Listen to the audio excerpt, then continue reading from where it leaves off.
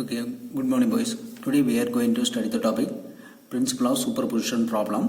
So this problem, first to write the given data.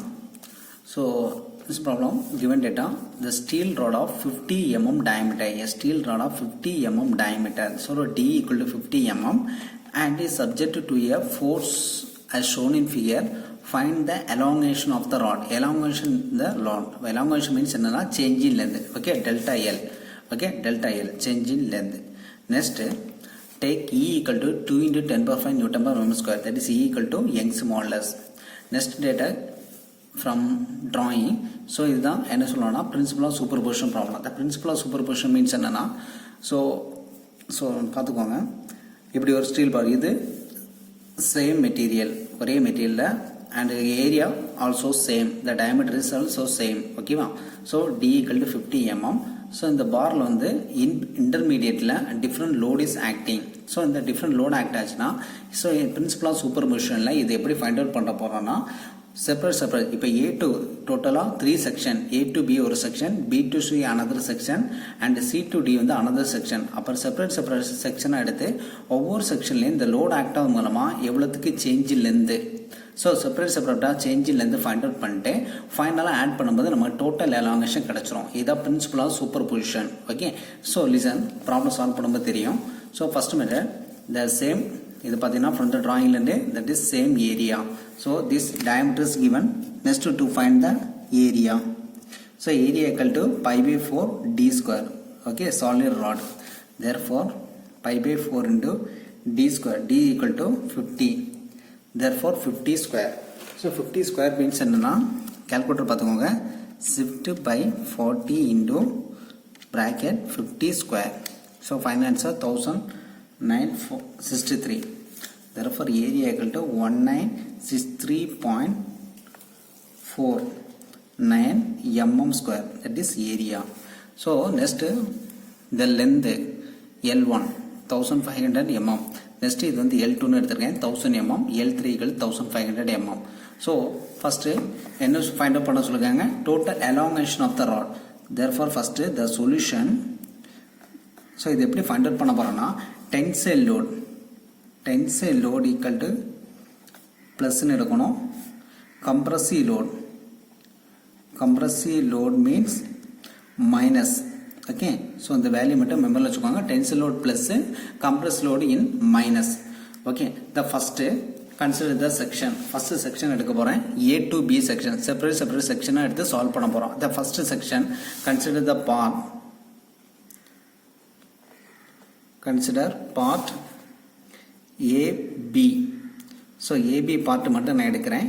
So AB partல பாத்தீங்கன்னா from this drawing, so AB, so A is the left hand side. Listen, the A is the left hand side, B is the right hand side. So இந்த part மட்டும் தான் எடுக்கிறீங்க, A to B. Okay, so A வந்து left hand side and B வந்து right hand side. Okay, so A மட்டும் பாருங்க, A மட்டும் பார்க்கும்போது A ல என்ன load act ஆகுது, one tensile load is acting. Tensile load means plus. Okay, listen, therefore A equal to from part A ல பாத்தீங்கன்னா A means என்னது, left hand side. A equal to left hand side. So left hand side A point ல பாத்தீங்கன்னா tensile load, therefore plus 12 Newton. Next from B to B ல என்னது, right hand side. A வந்து left hand side, B வந்து right hand side. So B ல இருந்து C to D வந்து right hand side. அப்ப B பாயிண்ட் பார்க்கும்போது so இந்த 2 means என்னது, B பாயிண்ட் பார்க்கும்போது the B means compression. ஓகேவங்க, ஆப்போசிட்ல ஆக்ட் ஆகுது. இதே இதை 4 வந்து இந்த B பாயிண்ட்ல வச்சு பார்க்கும்போது இது டென்சைல். புரியுதாங்க? ஸோ இந்த இதை இதில் வச்சு பார்க்கும்போது டென்சைல். இதே மாதிரி 10 நியூட்டன் இந்த B பாயிண்ட்ல வச்சு பார்க்கும்போது இந்த டைரக்ஷன் ஆக்ட் ஆகுது tensile.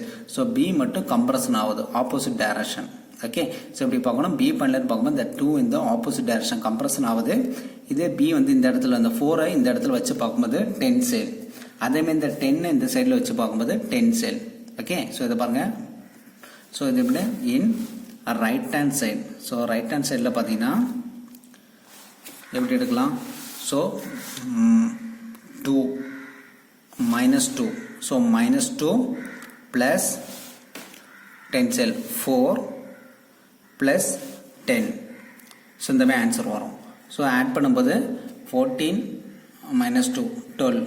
Okay, plus 12 newton. So final answer பார்த்தீங்கன்னா the left hand side equal to right hand side ரெண்டுமே சேம் வேல்யூ வரணும். Equal to plus 12 newton. ஓகேவா? So right hand side left hand side சேமாக இருக்கணும், ரெண்டுமே ப்ளஸில் இருக்கணும். ஓகே, ப்ளஸ் ஆர் மைனஸ் ரெண்டுமே சேம் வேல்யூ இருக்கணும். ஸோ இதுதான் concept. So the point A, consider இந்த பாயிண்ட் ஏ. அப்போ லோடு P1, இதை தான் நான் லோடு P1 எடுத்துக்கிறேன். P1 equal to plus 12 Newton. That is என்னது? ப்ளஸ் மீன்ஸ் என்னது? Tensile load. Tensile load is acting. Okay, next consider part B and C. Second part எடுக்கிறேன். So consider part B. So from this drawing இப்போ என்ன பண்ணிருக்கீங்க? B and C மட்டும் தான் எடுக்கிறேன். The B is the left hand side and C is the right hand side. Okay, அப்போ A யும் B என்னது? left hand side, C யும் D யும் right hand side. Okay, so இப்படி டிவைட் பண்ணிக்கோங்க. ஸோ ஃப்ரம் பி பாயிண்ட் நான் fix point எடுக்கிறேன். B பாயிண்ட்லன்னு பார்க்கும்போது இந்த 2 கிலோமீட்டர் என்னது? டென்சைல். இங்கேன்னு பார்க்கும்போது டென்சைல். இதேமாதிரி 12 நியூட்டன் இந்த பி பாயிண்ட்லன்னு பார்க்கும்போது tensile. Okay, so from B point என்னது? Left hand side B point பார்க்கும்போது plus 2 and plus 12. It is tensile load. Therefore plus 14 newton. Okay, so இனி ரைட் ஹேண்ட் சைட்லேருந்து பார்க்கும்போது சி பாயிண்ட்லேருந்து பார்க்குறீங்க. Okay, so right hand side C பாயிண்டில் பார்க்கும்போது இது என்னது? சி பாயிண்ட்லேருந்து பார்க்கும்போது இது இழுக்குது, இப்படி டென்சைல் ஆகுது. டென்சைல் லோட் 10ம் டென்சைல் லோட். ஓகேங்க, so from C point plus 4 plus 10, therefore plus 14 newton. Therefore, the left hand side equal to right hand side plus 14 Newton. So, ரெண்டு சைடுமே சேம் வேல்யூ வரணும். ஸோ இதில் ஏதாவது தப்பு வந்துச்சுன்னா, வேல்யூ மாறி வந்துச்சுன்னா நீங்கள் எங்கேயோ மிஸ்டேக் பண்ணிட்டீங்கன்னு அர்த்தம். இதுதான் shortcut method. Okay, therefore P2 equal to plus 14 Newton. That is again tensile. Minus வந்துன்னா compressive. Okay. So next part. Consider part C and D. Okay, listen. From this drawing, C என்னது? C வந்து left hand side, D வந்து right hand side. Okay, அப்போ ABC வந்து left hand side, D வந்து right hand side. So இன்னும் பார்க்குறீங்க. So C பாயிண்ட்டை fix பாயிண்ட்டை வச்சு பார்க்கும்போது இந்த 12 என்னது? Tensile load. புரியுதாங்க? இந்த டைரக்ஷனில் ஆக்ட் ஆகுது. 2வும் டென்சைல் லோட். பட் 4 பார்த்தீங்கன்னா ஆப்போசிட் டைரக்ஷன், கம்ப்ரஷன். புரியுதா? So plus 12 plus 2 and minus 4. Okay, listen. So left hand side point C. So எப்படிலாம் வரும்? Plus 12 plus 2 minus 4. So final எவ்வளோ வரும்? 14 மைனஸ் 4 10 வருதா? So plus 10 kilo newton. ஓகேங்க, plus 10 kilo newton. Sorry, newton, 10 newton. So இன்னி right hand side. So right hand side point D point பார்த்தீங்கன்னா, so D point பாருங்கள். So ஒரே ஒரு load act ஆகுது, அதுவும் டென்சைல் லோட். இந்த சைடு பார்த்தா இழுக்குது, இழுக்கு tensile load. Therefore 10 Newton. Okay, so plus 10 Newton. So therefore the left hand side equal to right hand side. Therefore plus 10 Newton. Okay, therefore P3 load plus 10 Newton tensile load. Okay, the load is 3% load find out பண்ணிட்டோம். The final step, the total elongation formula PL by AE is a normal formula, but here the area is common. புரியுதாங்க? same area, ஏன்னா diameter same, that is the area is common. The length is different and load is differ. Okay, the material is common, same material. So இப்படி இருந்துச்சுன்னா இந்த மாதிரி ஒரு steel பார் formula எப்படி make பண்ணோம்னா, the load is differ. So P1 distances will differ P1 L1, but the area and Young's model is common. Okay, plus P2 L2 plus P3 L3. So put in the value.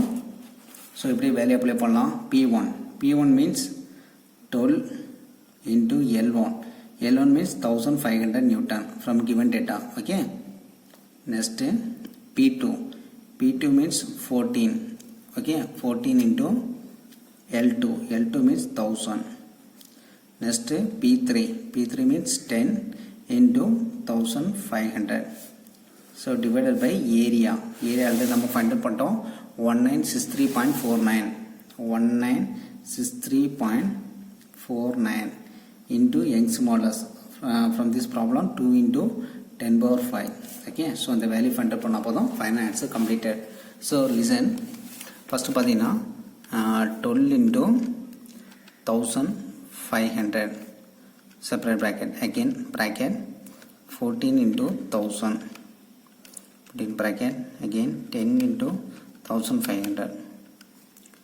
So answer, that answer put in bracket divided by another bracket 63.49 into 2 into 10 power 5. So answer 1.196 into 10 power minus 4.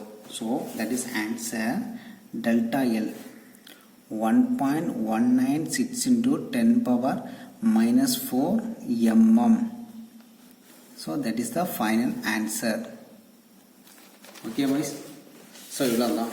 So இது மூலம் என்ன ஆகுனா இந்த length எவ்வளோத்து change ஆகுதுன்னா 1.19 degrees ஆகுது. So length வந்து compress ஆகும், இந்த பாடி வந்து கம்ப்ரஸன் ஆகுது. ஓகேவா? ஸோ இந்த மாதிரி லோட் ஆக்ட் ஆகாமல் இந்த பாடி வந்து என்ன ஆகும், அதோட லென்த் வந்து டிக்ரீஸ் ஆகுது. Change length 1.196 into 10 power minus 4 mm. Okay, so that is the answer. Okay boys, thank you.